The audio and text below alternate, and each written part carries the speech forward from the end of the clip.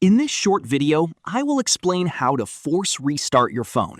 This is necessary in certain scenarios. For example, if your iPhone or iPad screen is unresponsive, the screen is frozen or not showing any image at all. Assuming your device doesn't have a physical problem and it's just a software bug, this will likely fix it. So, for iPhone users with Face ID, do this. Quickly press the volume up button. Quickly press the volume down button. Then press and hold the side button. Keep holding until you see the Apple logo on the screen.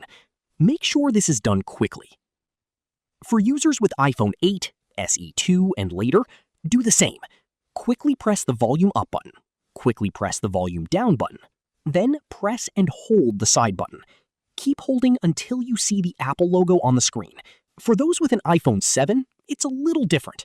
You need to press and hold the volume down button and the side button at the same time. Hold until you see the Apple logo on the screen. For an iPhone 6s, iPhone SE first generation, or older device, press and hold the home button and the power button at the same time. Hold until you see the Apple logo on the screen. I hope this helps because most software bugs can be solved using this method.